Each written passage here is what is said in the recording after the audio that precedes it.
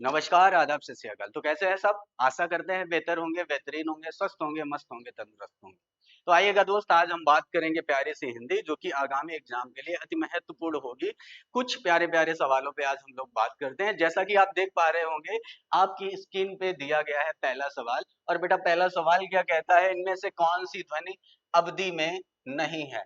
बेटा अगर हम अवधि की बात करें तो ज़रा देखिएगा, इसमें ऑप्शन दिया गया का, ड़ा, ना और मा। अगर बच्चा अवधि की बात करें तो अवधि में जो ऑप्शन बी आप देख पा रहे हैं, ड़ा, जो ड़ा है ये बेटा अवधि में प्रयुक्त नहीं होता है। अवधि में ड़ा के स्थान पर बउआ क्या होता है, ना प्रयोग होता है। तो बच्चा इसका सही जवाब क्या हो जाएगा? Option B is the correct answer हो जाएगा। आइएगा इसी के साथ बढ़ते हैं अगले सवाल पे। और अगला सवाल क्या कहता है, प्रसन्नता शब्द में कौन सी ध्वनि है? बेटा अगर हम ध्वनि की बात करेंगे तो चैप्टर उठाएंगे वर्णमाला, और वर्णमाला में एक बिंदु पड़ा होगा संयुक्त अक्षर। संयुक्त अक्षर के 3 पार्ट होते हैं। कौन-कौन से होते हैं जिनको ध्वनियों के नाम से जाना जाता है? आइए बच्चा देख लेते हैं। अगर हम ध्वनि की बात करें तो ध्वनि को 3 प्रकार से डिवाइड किया गया है। ध्वनि की बात करें तो कितना बच्चा, 3 प्रकार से, और कौन-कौन सी है आइएगा। पहली बेटा हो जाएगी आपकी कौन सी, संयुक्त ध्वनि। दूसरे की बात करें तो संपृक्त। दूसरे की बात करें बेटा क्या हो जाएगी, संपृक्त हो जाएगी।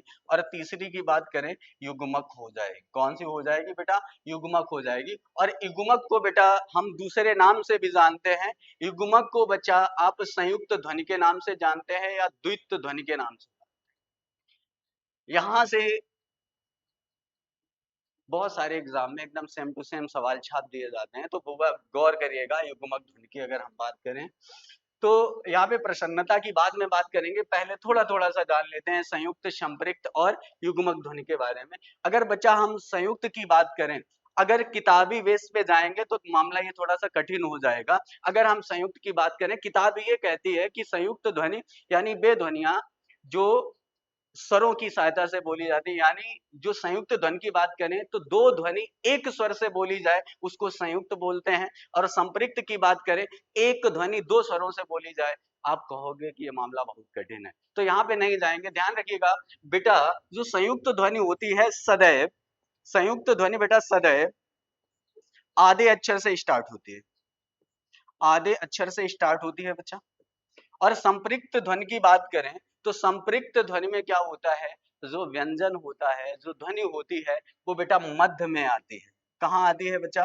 तो आप बोलेंगे मध्य में आती है। और युग्मक की बात करें, जब एक व्यंजन अपने ही वर्ण में द्वित्व हो जाए तो वहां पर बच्चा क्या हो जाएगी, युग्मक ध्वनि हो जाएगी। यानी जो व्यंजन होगा अपने में ही क्या हो जाए, द्वित्व हो जाए। आइएगा एक एक एग्जाम्पल समझ लेते हैं। जैसे बच्चा मैंने यहाँ पे कह दिया घृत, यहाँ पे बच्चा मैंने फॉर एग्जाम्पल कह दिया घृत।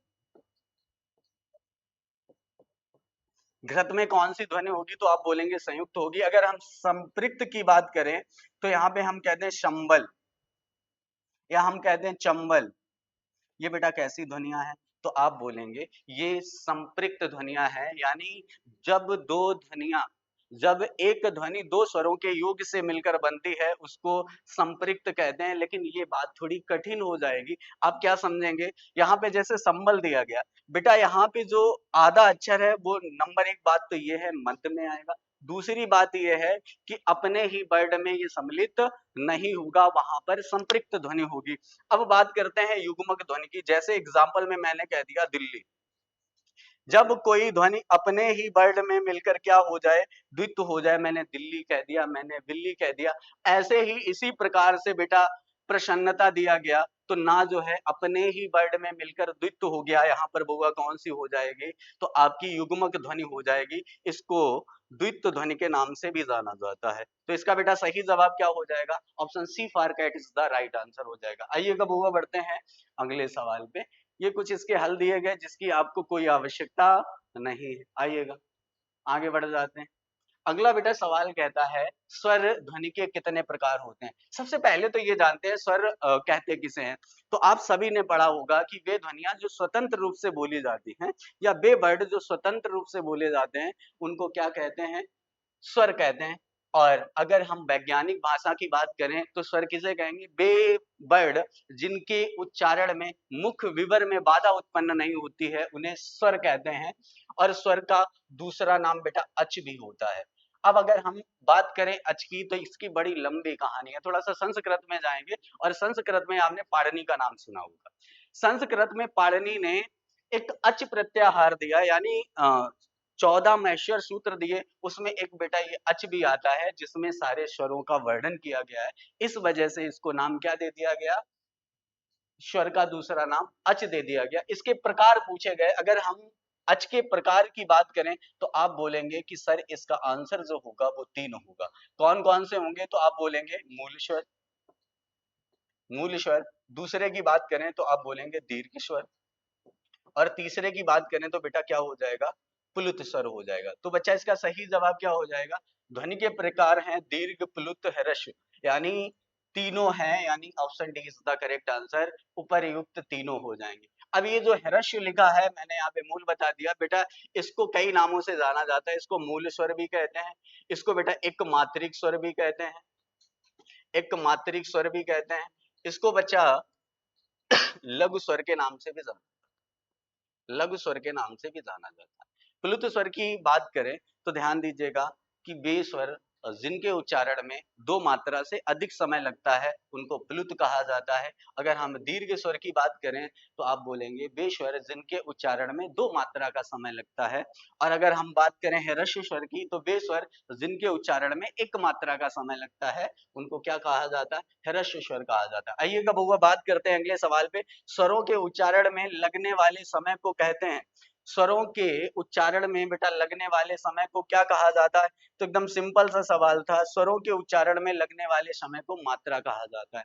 आइएगा थोड़ा सा यहाँ मात्रा से भी जान लेते हैं। अगर हम कहें मात्रा की संख्या कितनी है, मात्रा की संख्या कितनी है, तो बेटा आपका जवाब क्या होगा? मात्राएं 10 होती हैं। मात्राएं कितनी होती हैं? 10 होती हैं। आप बोलोगे सर स्वर तो 11 होते हैं लेकिन मात्राएं 10 कैसे? तो ध्यान रखिएगा लघु आ की मात्रा नहीं होती है, लघु आ की मात्रा नहीं होती है। अब हम एक और सवाल यहाँ से बनाएं कि मात्रा कहते किसे हैं? तो ध्यान दीजिएगा, जैसे कि मैंने एक बिंदु दिया यहाँ पे, मात्रा की अगर बात करें तो प्रैक्टिकली बच्चा अगर समझेंगे तो आसान हो जाएगा। जैसे मैंने यहाँ पे स्वर लिखा लघु आ, दीर्घ आ, डाट डाट औ तक, ये बेटा क्या है? तो आपका जवाब होगा ये सर स्वर है। क्या है? स्वर है। अगर हम मात्रा की बात करें, मात्रा की बात करें तो आ की मात्रा होती नहीं है, दीर्घ आ की मात्रा इसके बाद ऐसे बढ़ जाएंगे ई, लघु ई और दीर्घ ई। अब ध्यान दीजिएगा ये बेटा आपके पास स्वर था और ये क्या है? मात्रा है। आपने किया क्या? यानी स्वर को बदल दिया, स्वर को बदल दिया किसमें? मात्रा में।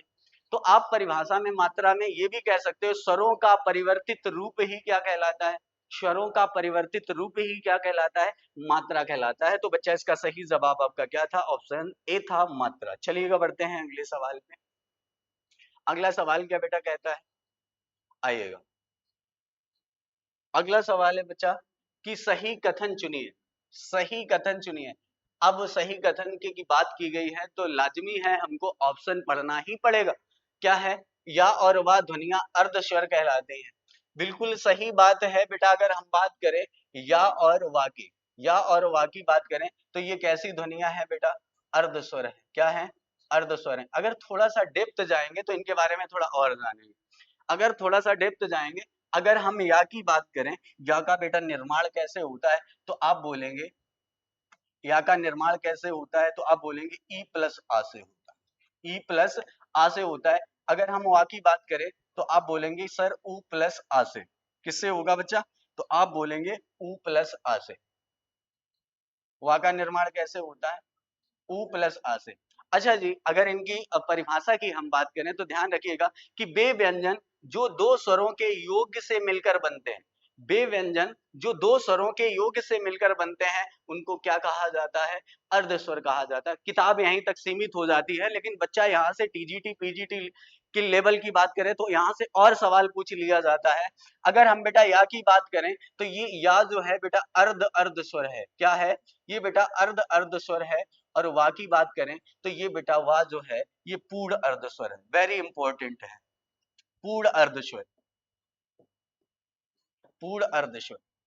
ध्यान दीजिएगा किताबों में बस यहीं तक सीमित है कि या और वा अर्ध स्वर होते हैं, लेकिन ध्यान दीजिएगा वा पूर्ण अर्ध स्वर है और या जो है अर्ध अर्ध स्वर के नाम से जाना जाता है। अगर हम बात करें व्यंजन का उच्चारण बिना स्वर की सहायता से होता है तो भाई साहब ये गलत है। अब देश का विग्रह अब प्लस देश होता है तो ये भी बच्चा गलत है। ध्यान दीजिएगा कि विग्रह तभी हो सकता है और विग्रह आप तभी कर सकते हैं जब दो वर्डों के योग से परिवर्तन हो, विकार हो, तभी आप विग्रह कर सकते हैं, अन्यथा आप विग्रह नहीं कर सकते। हिंदी में व्यंजनों की संख्या 60 है, ये भी बच्चा गलत है। हिंदी में व्यंजनों की संख्या आप बच्चा सब लोग जानते हैं 33 होती है। हिंदी में व्यंजनों की संख्या कितनी होती है बउआ? 33 होती है। आइएगा अगले सवाल पे बात करते हैं। इनमें से अंतस्थ वर्ड कौन से हैं? तो अंतस्थ वर्ड की बात करें तो अंतस्थ वर्ड बेटा 4 होते हैं। कितने होते हैं? तो आपका जवाब होगा सर 4 होते हैं। अब 4 कौन कौन से होते हैं जरा इनकी बात कर लेते हैं। या होता है बेटा, या रा, ला और वा होता है। ऐसा कुछ अगर ऑप्शन में आपको मिल रहा है तो बस क्लिक कर दीजिएगा, वही आपका आंसर हो जाएगा। Option A is the correct answer. अगर हम बात करें ता की, तो ता स्पर्श व्यंजन है। ता क्या है? स्पर्श व्यंजन है और स्पर्श व्यंजन को उदित व्यंजन के नाम से जाना जाता है। उदित व्यंजन का एक नाम है वर्गीय व्यंजन के नाम से भी जानते हैं।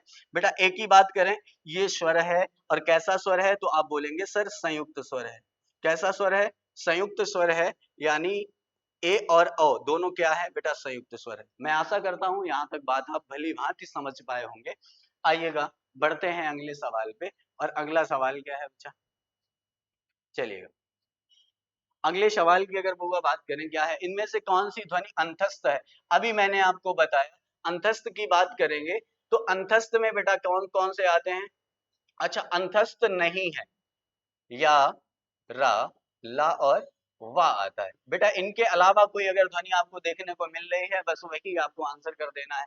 वा है, रा है, ला है, कौन सा नहीं है? तो वा नहीं है। कौन सा नहीं है बच्चा? वा नहीं है। अगर वा की बात करें तो ये बेटा स्पर्श व्यंजन है। कौन सा है? स्पर्श व्यंजन। और स्पर्श व्यंजन की संख्या कितनी है?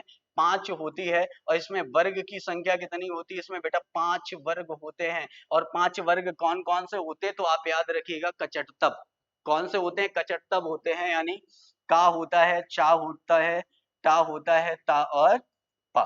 अगर हम बात करें, अगर हम बात करें वाह, तो वाह किस वर्ग में आता है? तो आपका जवाब होगा वाह पा वर्ग में आता है। इसका उच्चारण स्थल होता है वो बेटा ओष्ठ होता है। क्या होता है?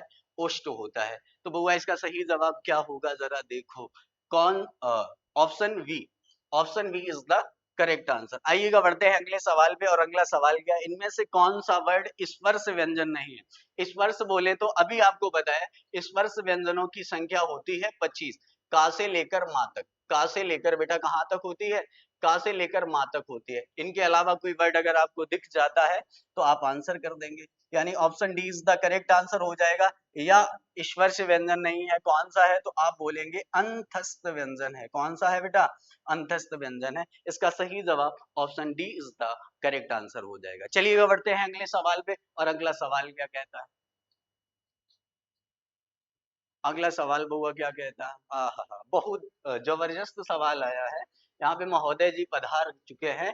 कामता प्रसाद गुरु। अगर हम बात करें, कामता प्रसाद गुरु ने बहा प्रश्न के अनुसार व्यंजनों के कितने भेद माने हैं? अब ध्यान दीजिएगा, अगर हम व्यंजन की बेटा बात करें और प्रश्न की बात करें तो याद रखिएगा 2 पार्ट हैं। कितने पार्ट हैं? 2 पार्ट हैं। एक तो होता है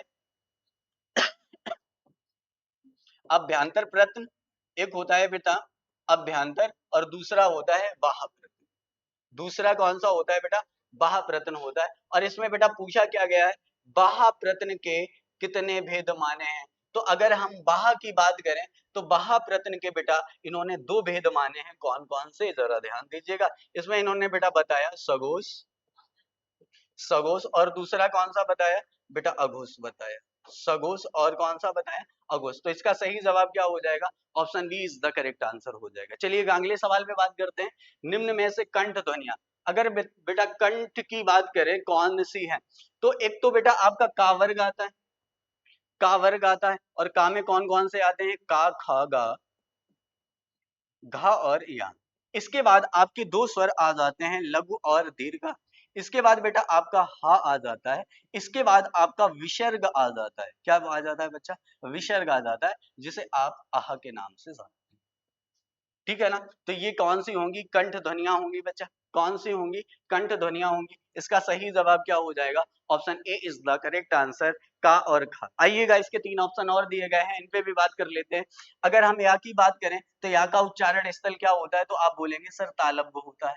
क्या होता है? तालव्य होता है। रा की बात करें तो बोलेंगे आप रा का जो उच्चारण स्थल होता है बेटा मूर्धन्य होता है। मूर्धा या मूर्धन्य कह सकते हैं आप। चा और जा की बात करें, चा छा जा, ये चा वर्ग में आते हैं। इनका जो उच्चारण स्थल होता है बेटा वो तालु होता है। क्या होता है? तालु होता है या तालव्य बोल सकते हैं।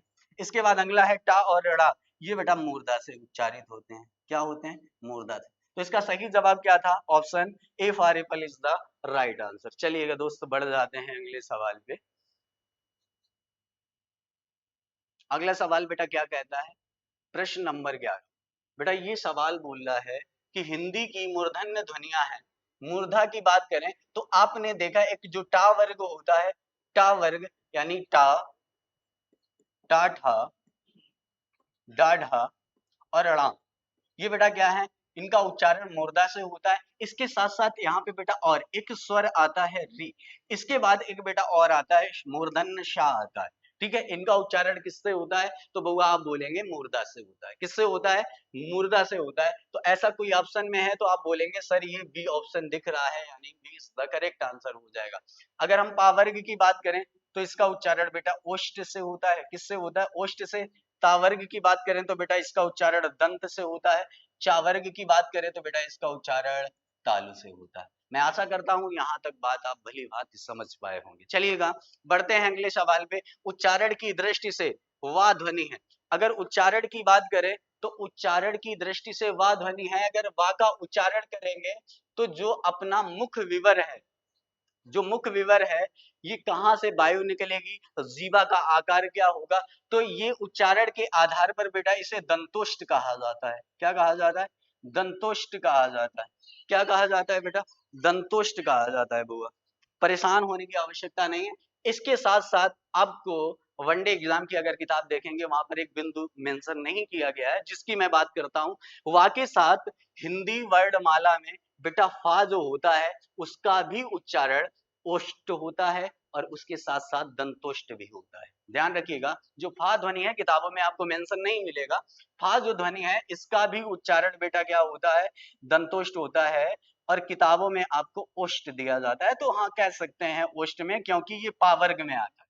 पा फा वा भा मा, पा वर्ग में आता है, उसका उच्चारण ओष्ट होता है। लेकिन इसका अगर सही ढंग से उच्चारण किया जाए तो क्या होगा?